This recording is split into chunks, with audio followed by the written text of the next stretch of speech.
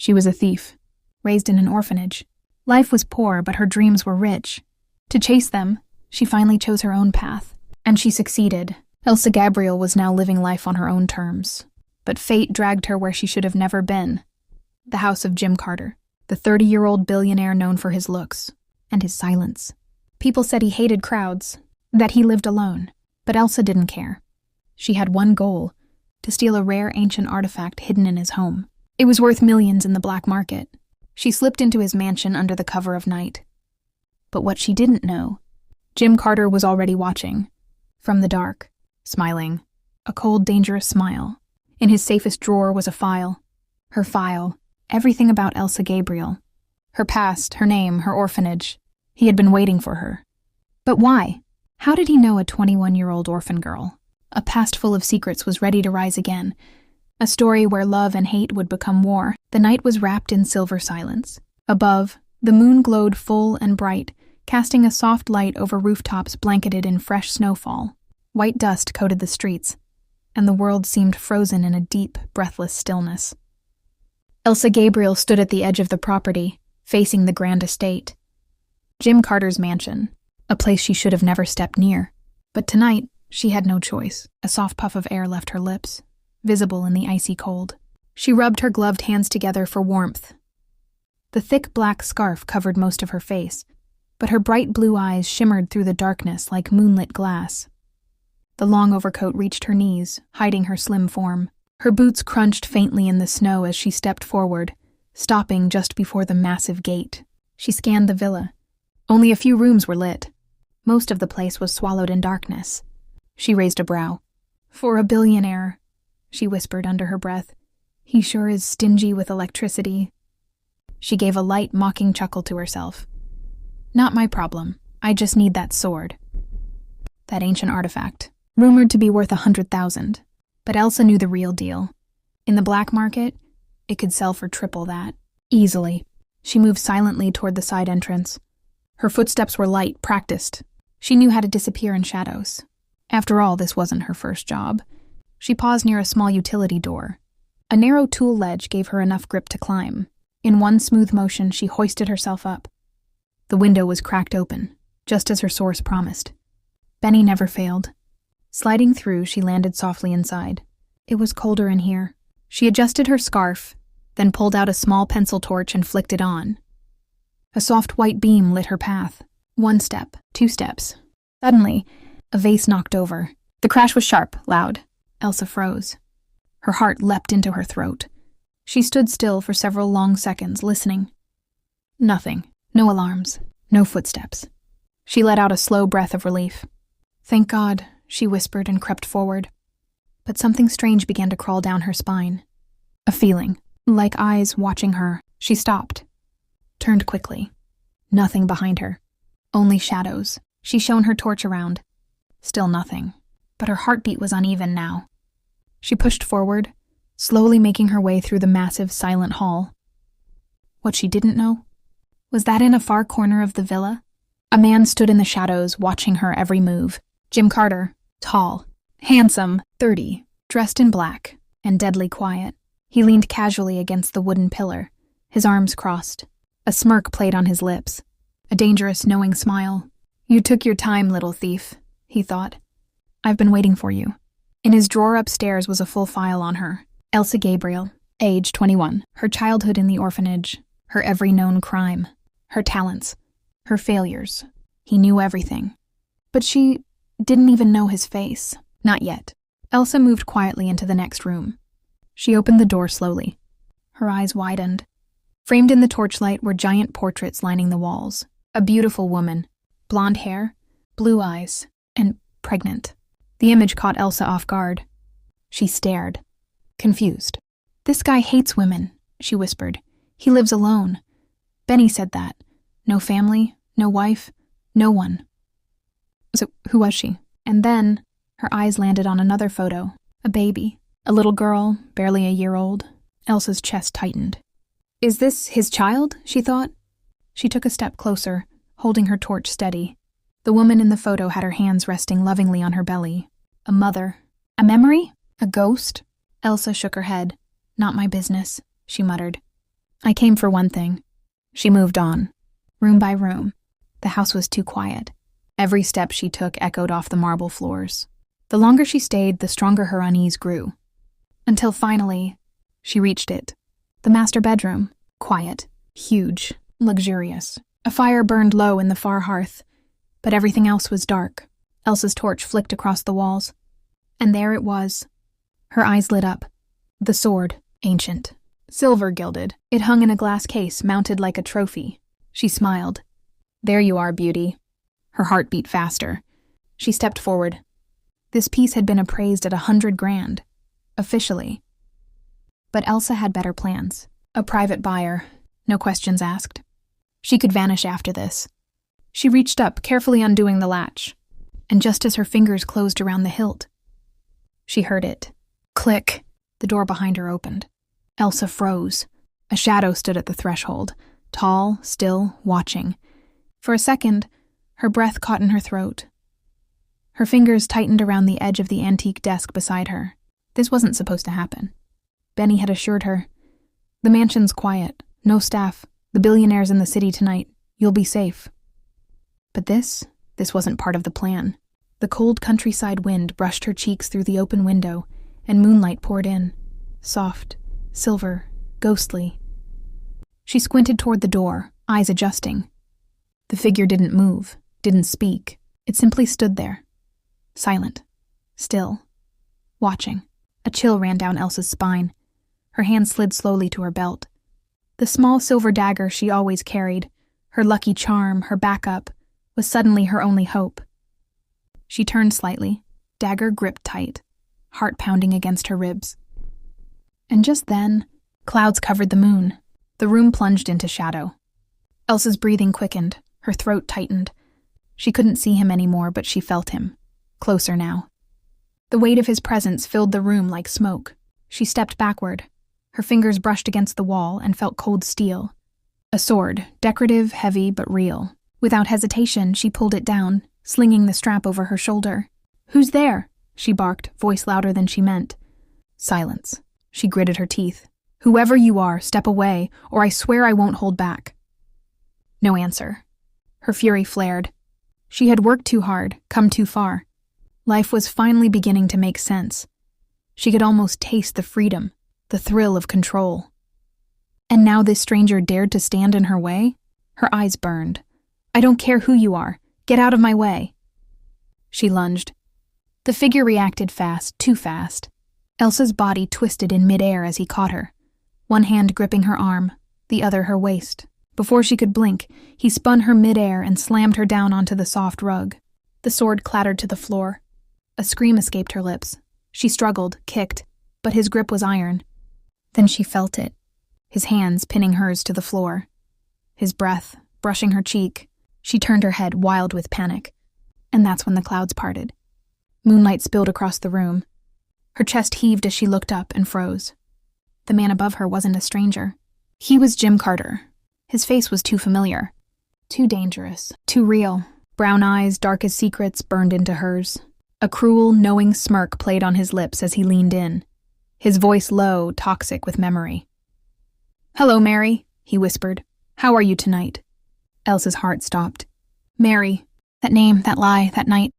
Her lashes fluttered. Her throat went dry. She tried to speak, but the words wouldn't come. The memory crashed over her. A rain-soaked street, a flash of headlights, a scream, blood on her hands. He knew. He had always known. "You," she gasped. "You shouldn't be here." Jim tilted his head, his gaze sharp as a blade. "Oh, but I should." His voice was a hiss, low, dangerous. Elsa closed her eyes. The past she had buried was back, breathing. And it wore Jim Carter's face. She wasn't staring at a stranger anymore. She was staring at the man who should have died that night. The man she had once left to die. And now, he was here, very much alive, very much dangerous, and very much ready to settle a score. Elsa's mind spun, a storm of memories crashing one after another. She had tried to bury them, lock them away, but now, they were rising, cracking through the surface of her thoughts like ice shattering beneath bare feet. And it all began with a single morning. Bright, icy, unforgiving. She had opened her eyes to the cold wall of the orphanage, gray, cracked, lifeless. No soft music, no scent of breakfast. Just the rustling of old sheets and distant coughing from other children. She never knew her parents. No one had ever told her where she came from. There were no birth records, no family name, no birthdays. All she had was a first name, Elsa, and beauty that made strangers stop and stare. Even the nuns whispered about her. Her blue eyes wide and haunting, her golden curls that fell perfectly even when tangled, her pale skin that blushed easily in the cold, and those dimples. Soft, delicate dimples that made her look like she belonged in a painting. But in that place, beauty was a curse. It made her different. It made others jealous. The orphanage was strict. Cold in winter, suffocating in summer. Rules were everything. Emotions were weakness. There was no place for warmth. But Elsa, she wanted life. She wanted freedom. And her fight began one winter evening. Dinner was late. And when it came, it was barely enough. A pancake, half a cup of milk. She stared at the plate, hands trembling with hunger. "This isn't enough," she said quietly at first. The maid ignored her. I said, "I'm still hungry," Elsa repeated, louder this time. "It's freezing, I can't sleep on this." The maid turned, her expression sharp. "You get what you're given," she snapped. "You want more? Try being quiet." The tray slammed onto the table. Tears pricked Elsa's eyes, but she blinked them away. She wouldn't cry, not in front of her. That night her stomach growled. She curled into herself, biting the inside of her cheek to distract from the ache in her belly. But her mind wouldn't rest. Something didn't feel right. Over the next few days, she started watching, observing. Where did the leftover food go? Why did the kitchen smell so rich? Yet their plates were always bare. Then one night, curiosity led her to the back kitchen. She crept silently, barefoot on the cold floor. She hid behind the large cabinet and peeked inside. What she saw made her gasp. The fridge, huge and shiny, was full. Lasagna, steamed vegetables, juicy meatloaf, chocolate pudding, muffins. 3 maids sat at a small table laughing. One scooped creamy mashed potatoes onto a plate. "This girl Elsa," one said, rolling her eyes. "So dramatic. Thinks she's a queen." Another one laughed. "Let her whine. We'll tell the Mother Superior she's rebellious." Then, as if twisting the knife deeper, the third maid whispered, "I send food home every week. My kids eat better than these orphans." Elsa's breath caught. Her fingers dug into her palms. They weren't just unfair. They were thieves, liars, and now she had seen it with her own eyes. She didn't sleep that night. The other children did, their tiny breaths soft and even. But Elsa stared at the ceiling. Her heart, once soft, began to harden. By morning, a new Elsa had been born. The good girl had died. That evening, she followed the maid again, this time watching more closely. Where was the fridge key hidden? It was always slipped behind the prayer book near the stove. Easy. That night, when the halls went dark, Elsa rose from her bench. She moved silently like smoke. She took the key, unlocked the fridge. Her eyes widened at the sight. Casseroles, fried chicken, garlic bread, buttered corn, chocolate-covered strawberries. She dropped to the floor and ate with both hands, fast and desperate. Each bite was a revolution. When she was done, she saw the rest of the food still untouched. Anger burned. She spat on the pie, crushed a muffin with her fist, threw the pudding into the trash. Then she smiled. She returned to her bench, full and satisfied. From that night on, she stole every few days, only from the staff, only from those who had stolen first. She never touched the belongings of the other children. Her targets were the ones in uniforms, the ones who smiled too sweetly. She grew smarter, sharper. She learned to unlock drawers. She picked up on lies. She noticed habits. One nun always hid sweets in her robes. Another left money unattended in the chapel room. Elsa took what she needed, and sometimes a little more. A bracelet, a ring, a bottle of perfume. By the time she was 18, she had become a shadow in that building. Elegant, untouchable, dangerous, the headmistress called her in. "You've outgrown this place," she said coldly. Elsa didn't argue. She didn't beg. She simply nodded. And she walked out without looking back. Her first night outside was cold, but it felt like air in her lungs for the first time. She had no ID, no family. Just a small bag, a few coins, and herself. She walked the city streets until her legs ached. Then she spotted him. A businessman, Late 30s, handsome, tired, distracted. She brushed against him. "Oh, I'm sorry," she said, eyes wide, lips parted. He turned, and then he smiled. He looked her up and down. "A pretty girl, alone, harmless. Are you lost?" he asked. "No, just new," she replied, shyly tucking a strand of hair behind her ear. He kept talking, and she kept smiling. While he leaned closer, she slipped her hand into his coat pocket. Out came a leather wallet. Smooth, silent, easy. He never noticed. The moment he turned around, she disappeared into the crowd. The wallet held 5 crisp $100 bills. She walked into a luxury hotel, nervous but bold. "I need a room," she said, lifting her chin. They gave her one on the top floor. The elevator doors opened with a soft chime. Her heart raced as she stepped into the room. It was stunning. Cream walls, velvet curtains, a bed like a cloud. Tiny golden lights sparkled above the headboard. Fresh roses in a vase, a minibar stocked with treats. She walked from room to room, touching everything. This was hers, even if just for one night. That evening, she bathed in hot water, wore a robe, and sat on the window ledge watching the lights. She wasn't an orphan anymore. She was Elsa Gabriel, and the world owed her. She didn't stop. Over the next few months, she became a master. She pickpocketed watches, earrings, wallets, stole a designer handbag from a restaurant chair, swapped real jewelry for fakes at a boutique, befriended a rich college girl, then emptied her purse while she slept. Elsa lived in hotels, dressed in silk, a new name at every desk, a new lie for every day. But danger followed beauty, and one night it came too close. She was leaving a rooftop party. The city below shimmered in gold. She wore a red dress, lipstick like blood, and heels that clicked like clock hands. 3 men followed her. She felt it before she saw them. They were drunk, loud, whispering filth. "Hey, doll," one called. "Need a ride?" She ignored him. "Where you going in such a hurry, sweetheart?" Another laughed. She tightened her grip on her purse. One of them reached out, fingers brushing her arm. She spun, pulled a sharp pin from her hair and held it to his throat. "Touch me again," she growled, "and I'll make you bleed." They froze. Then one laughed, feisty. But a car turned the corner, headlights flashing. They backed off, muttering. Elsa didn't breathe until they were gone. That night, she stood in her room, arms wrapped around herself. She wasn't scared of them. She was scared of always running, of always being hunted. She looked around the hotel room, once her safe haven.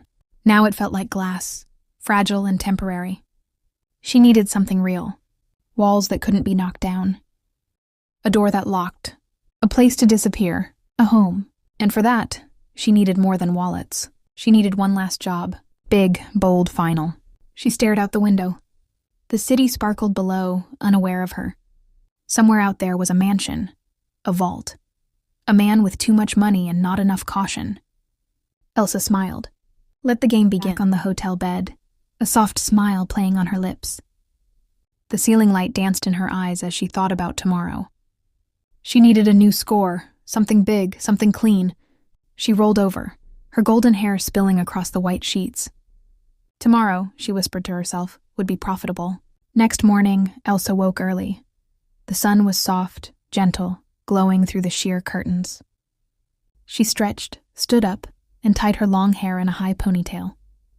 Today was a hunting day. Wearing a deep red long coat that reached her ankles, she checked herself in the mirror. She looked stunning. Red always brought out the blue in her eyes, made her skin glow, and turned every head on the street. She slipped on a pair of black boots, picked up her leather bag, and walked out of the hotel like a queen stepping out of a palace. Her eyes scanned the morning crowd. Coffee shops bustled. Tourists walked with maps. She crossed a busy street and stood near the bus stop.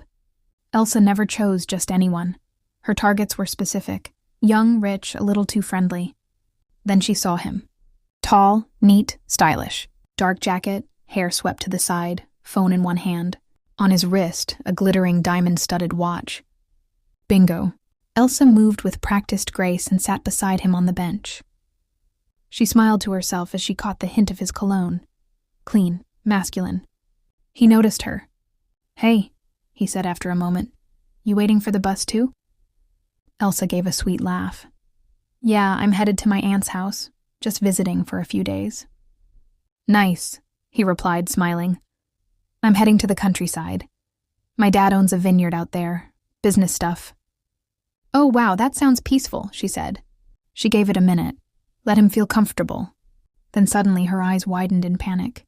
Oh my God, she gasped, patting her coat. My phone! I think someone stole it. The boy sat up. Really? Yes, it was right here, she said, eyes filling with tears. I don't have any money either. What am I going to do? He looked alarmed. You okay? Are you sure you didn't drop it? I was just talking to someone near the coffee shop and then... She sniffed. Now it's gone. He reached for his own phone. Do you want to call someone? I was going to visit my aunt, but I don't even know her full address.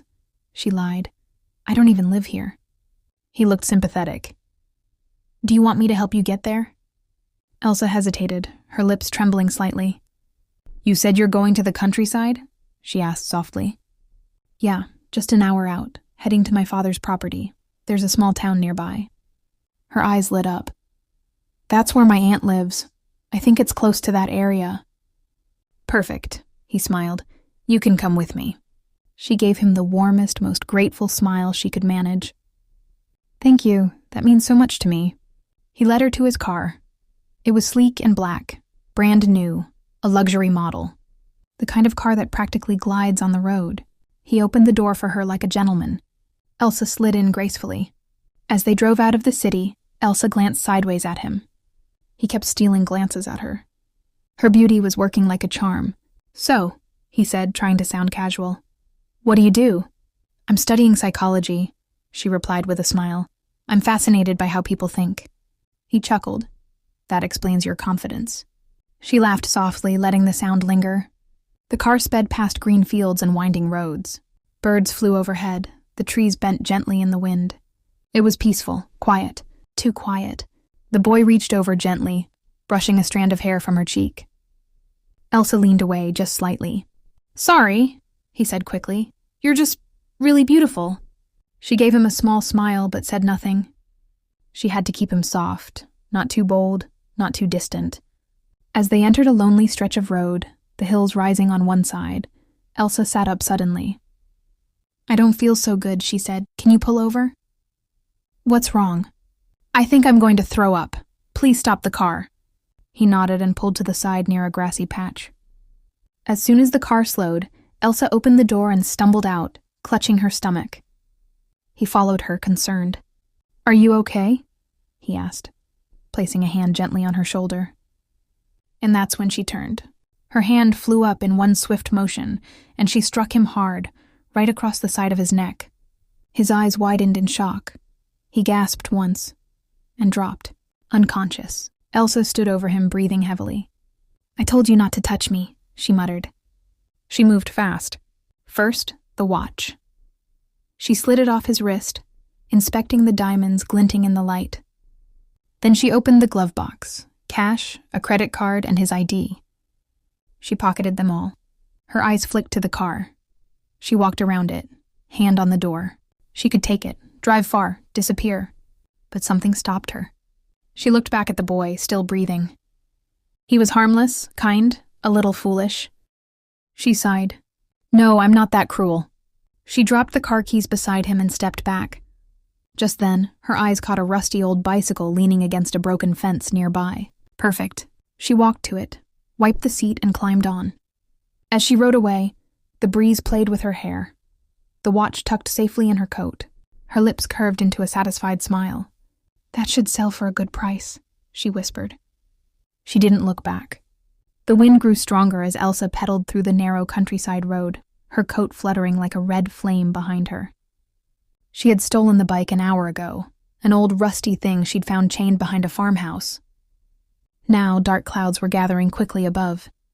The sky turned from steel gray to shadowy black. She looked up, anxious. Not now, she whispered. Just a little more. She pressed harder on the pedals. Her boots slipped once on the wet surface. Each second felt heavier as the sky thickened. The trees around her began to sway violently. The wind howled through the hills. Then came the rain, a sudden downpour, sharp, biting. Raindrops struck her face like cold needles. In moments, she was soaked from head to toe. Her red coat clung to her body. Her golden hair dripped water into her eyes. Her teeth chattered. She couldn't stop now. She pushed forward blindly until, twisted sharply into a pothole. The bike jerked.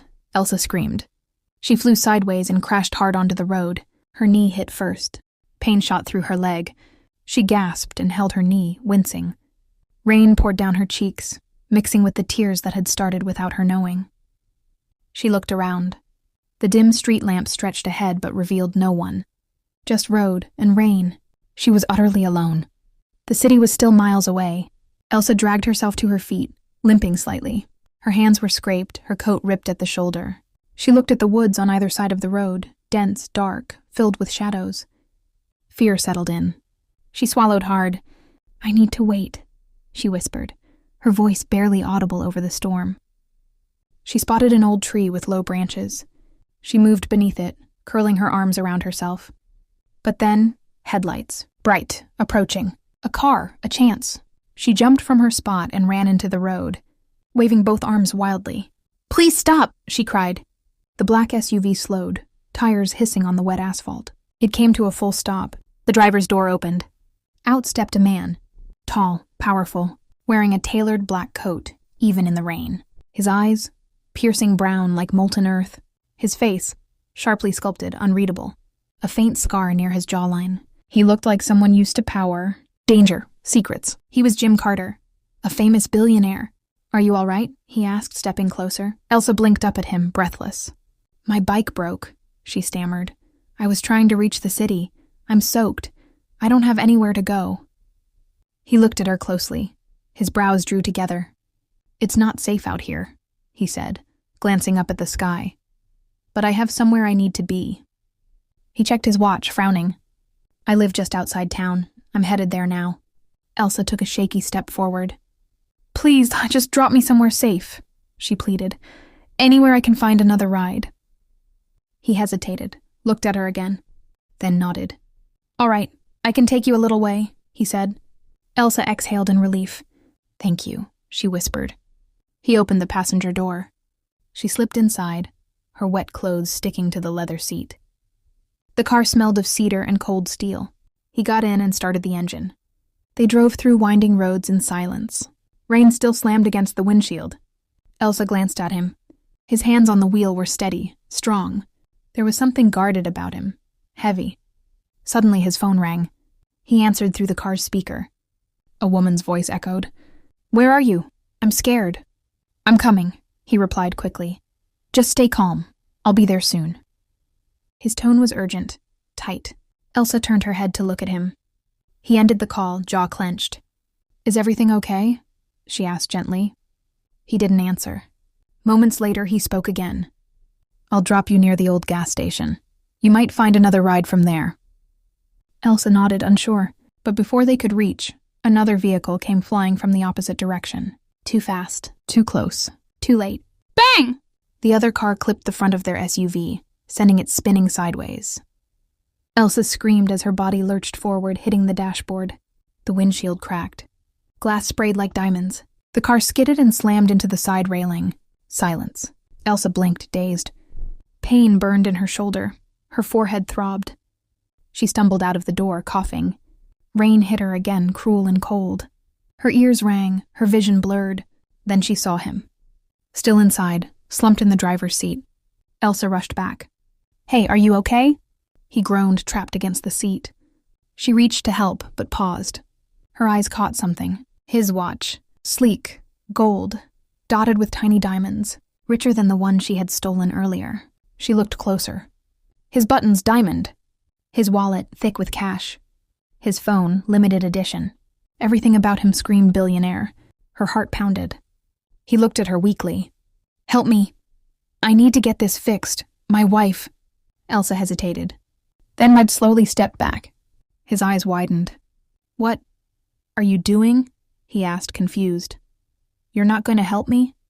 She stared at him, silent, then reached out and yanked the watch off his wrist, ripped the diamond buttons, took the wallet, the phone. "No," he whispered. "Please, there's nothing personal," she said flatly.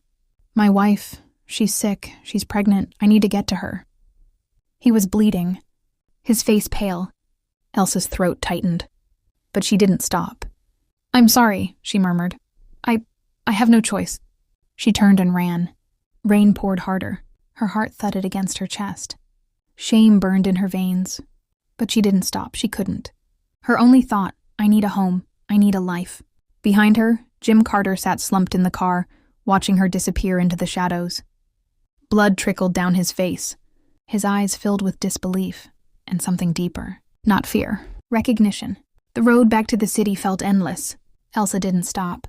She walked through the night, her boots hitting gravel and broken asphalt, the sky slowly fading from black to gray. Her coat flapped against her legs. Her breath came in clouds. In her pocket, the watches clicked softly, heavy with silence. What if he's dead? The thought crept in, again and again. But she shook it off every time, hard. I didn't mean to hurt him. I didn't know. She hadn't asked his name. Just a stranger. One more face in her escape. But his eyes had stayed with her. Dark, deep, haunting. By the time she reached the city, the morning sun had started to stretch its golden arms over the skyline, and Elsa Gabriel, tired, shaken, but determined, walked straight into a new life. She used a different name, paid in cash. No cheap slum this time. Instead, she chose a modest but elegant apartment complex in a quiet neighborhood. It had white walls, wooden floors, large windows, and a gentle stillness she hadn't felt in years. The kind of place where you could light a candle, play music, and almost believe in peace. She bought soft throws, new clothes, cooked simple food, and kept her secrets locked behind her soft smile. No one knew her here, and that was perfect.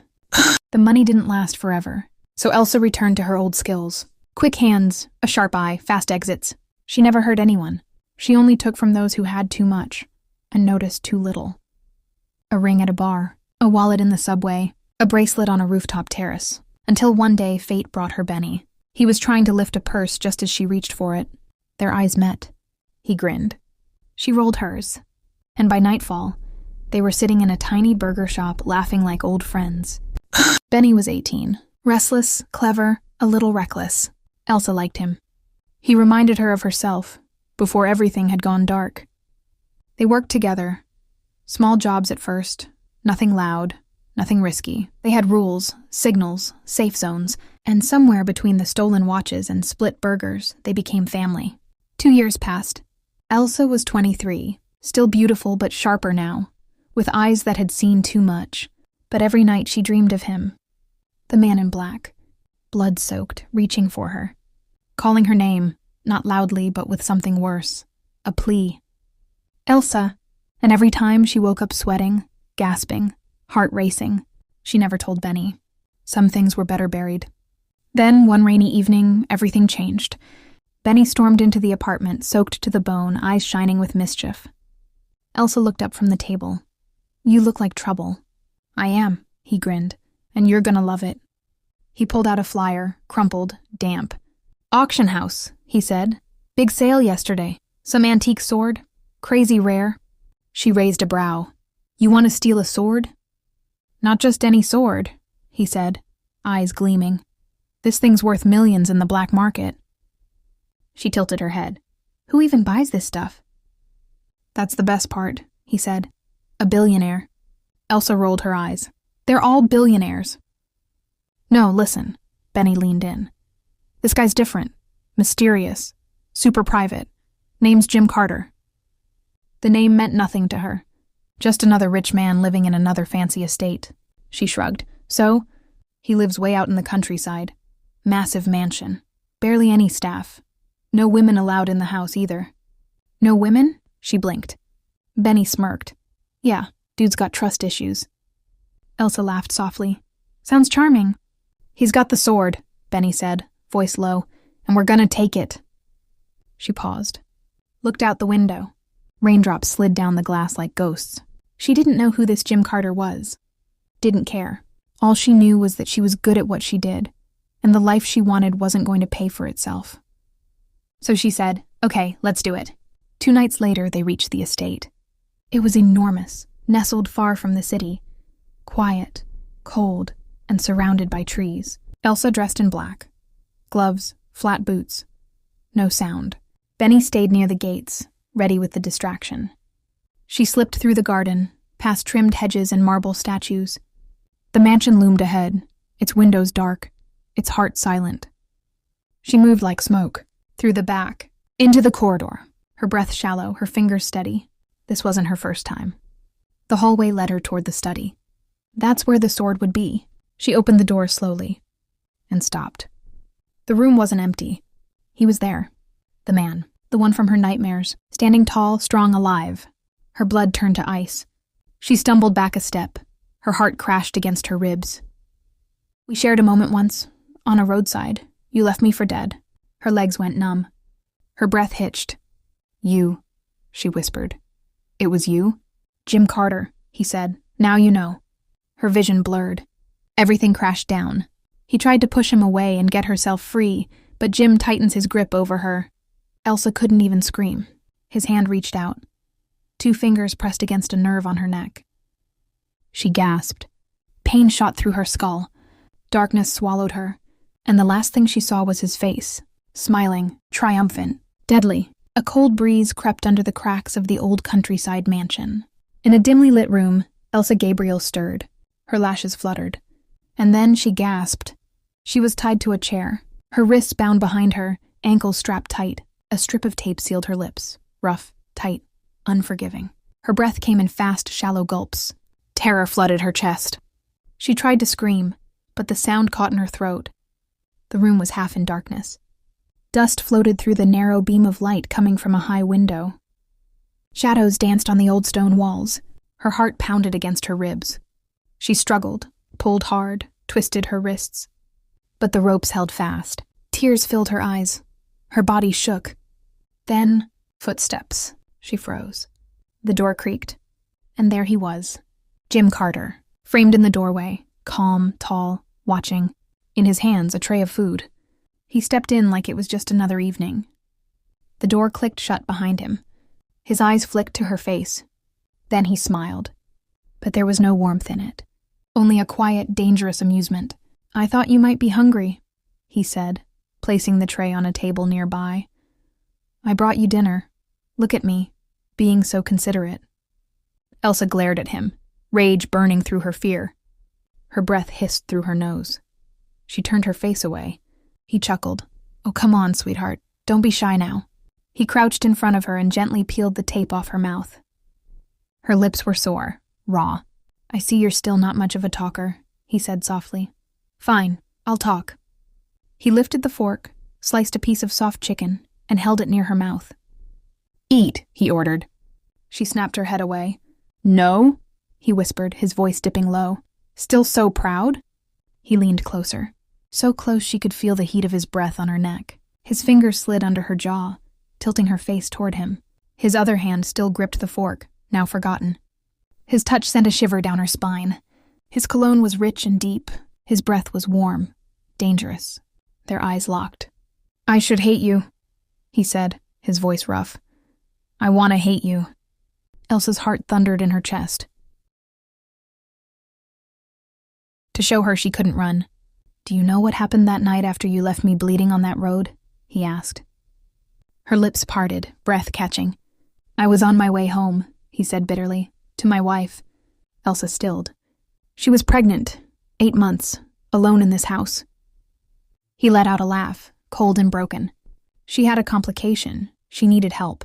I didn't come. Elsa's eyes widened. Tears pricked again. When I finally made it here, he said, voice shaking. She was already gone. Her and our child. A beat of silence, heavy, crushing. His grip on her throat tightened, just slightly. Elsa couldn't speak, couldn't breathe, could only look into his tortured eyes. That was my price, he whispered. That's what your escape cost me. He let go suddenly, pushed her back. She gasped, nearly tipping the chair. I wanted to kill you, he said, turning his back. His voice was now raw, cracked. But I can't. I don't know why, but I can't. And then he walked out. The door slammed. Elsa broke. Tears spilled. She sobbed, uncontrolled, racked, and somewhere in that storm of grief, she blacked out. When she woke again, the light outside was gone. The room had fallen into full darkness. She didn't know how many hours had passed. Her muscles ached. Her throat was dry. Then soft footsteps. The door creaked open again. Jim stood there, but this time his face was calmer, his voice gentler. He stepped in slowly, holding nothing. No tray, no rope, no threats. "Do you need to use the bathroom?" he asked quietly. Elsa blinked. Then slowly, she shook her head. He sighed, walked to her, and knelt down beside her. This time he wasn't the monster from before. This time he was just a broken man. His eyes searched hers. Not cruelly, curiously. "I should kill you," he whispered. "Tell me how to do it." His voice cracked. Elsa flinched, but she didn't answer. He stared at her for a long time. "I know you," he finally said. "Your real name isn't Mary. You were raised in a state orphanage. Started stealing when you were 13. Her breath caught. "You've never known your parents. You've lived your life in survival mode. Every smile, every lie, just a tool." She closed her eyes. "You think the world owes you nothing. So you take, from anyone, even strangers who try to help you." He leaned closer, his tone calm but firm. "I know about your fake ID. I know the apartment you live in was rented under someone else's name." Elsa's body went cold. "If I make one phone call," he said, "you'll be in a cell tonight." She couldn't breathe. Tears filled her eyes again. She didn't sob this time, but her whole face crumpled.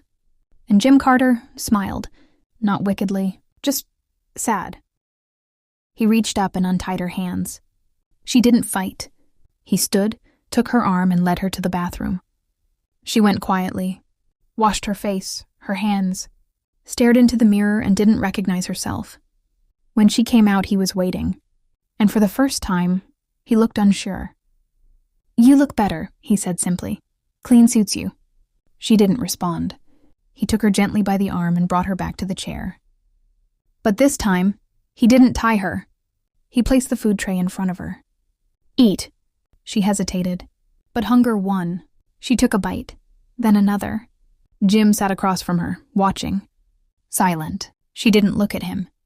Couldn't, but something in her had shifted. The rage was fading. And in its place, guilt, shame, even sympathy. Over the next few days, things changed. Jim didn't lock her in anymore. She was still his prisoner, but not in chains. He let her walk the halls. Supervised, silent. She watched him move through the house. Silent, disciplined, lonely. She saw the pain in his eyes when he passed the room that had once been a nursery. And sometimes, just sometimes, his hand would brush hers as he passed her a cup, and she wouldn't pull away. He brought her books, left warm food by the fireplace, told her about his wife, her laugh, her voice, and Elsa listened. Each day her walls cracked more. Each night she dreamt not of his blood, but his eyes. And when he looked at her now, it wasn't with hate. It was something else. Something that made her heart beat faster. Something she couldn't name. Elsa stood by the window. The afternoon sun poured through the glass, soft and golden.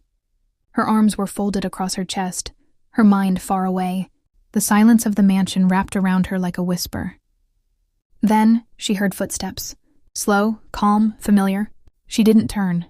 She knew it was him. Jim Carter. He stood a few feet behind her. "I've changed my mind," he said quietly. She blinked, but said nothing. "I'm not going to take revenge," he continued.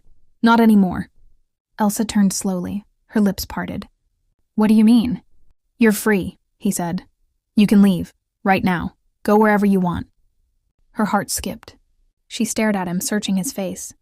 He wasn't smiling, but his voice was kind. Soft. Elsa's breath trembled. "You're not stopping me?" "No." Just that. A single word. Firm and final. She took a shaky step forward, still watching him. He didn't move. Didn't speak. Didn't reach out. Elsa turned toward the door. She walked. And this time, no one stopped her. She stepped out of the mansion. Into sunlight. Into freedom. Days passed. She returned to her city life. Her apartment, her silence. The streets were loud, the nights colder. But something had changed. She wasn't the same girl anymore. She tried to forget him, but she couldn't. Jim Carter's voice echoed in her dreams. His eyes haunted her thoughts. She remembered his pain, his warmth, his touch. Then one day it happened. Elsa was walking down a quiet street. A shout, a scream. Someone dashed past her, running fast, a wallet in hand, a thief. And in that same second, a police officer rushed behind. He grabbed Elsa. Hard. She gasped. "I didn't," she began, but they didn't listen. People stopped and stared. "You're under arrest," one officer snapped. "But I didn't do anything." "Save it," he muttered. "You think you're the first?" Tears filled her eyes. She struggled. "Please, I didn't—" Her voice broke. The crowd closed in. Her wrists were pulled behind her. Cold steel snapped shut. Handcuffs. Elsa stood frozen. Like her past had finally caught her. Punishment had come. Not for today, but for everything she'd done before. And just as the police turned to take her away, a voice cut through the noise. Deep. Commanding. "I'm sorry, officers," it said, "but you can't arrest my wife without proof." The world went still. Elsa froze. That voice. She turned. And there he was. Jim Carter. Standing tall, impeccably dressed. Eyes fierce, jaw set. "My wife didn't steal anything," he said. "You've made a mistake." The officers blinked, confused. "Your wife?" one asked, stunned. "Yes," Jim said firmly. "Now let her go." Elsa's breath hitched. The police looked at each other, unsure. "We didn't know," one murmured. "We're sorry, Mr. Carter. We thought—" "She's innocent," Jim said. "Check the CCTV, you'll see." Minutes later, the footage was pulled up. The truth came out. Elsa hadn't stolen a thing. It was someone else. She was just in the wrong place. The officers returned, embarrassed. They unlocked the cuffs. "I'm sorry, ma'am," one said, "truly." Elsa said nothing. Her eyes were on Jim. Tears welled again, this time not from fear, but from something deeper, gratitude, love. He stepped closer, took her hand, and looked into her eyes. "I couldn't let you go," he whispered. "Not really." She bit her lip. Her voice shook. "Why did you come?" He smiled. Soft, sure. "Because I still want you." Her heart raced. And then, he said the words, "Will you marry me, Elsa?" The world disappeared. Only his voice remained. Only his eyes. Tears slipped down her cheeks. She nodded. Yes. And with that, the thief girl and the broken billionaire found something even rarer than freedom. They found each other forever.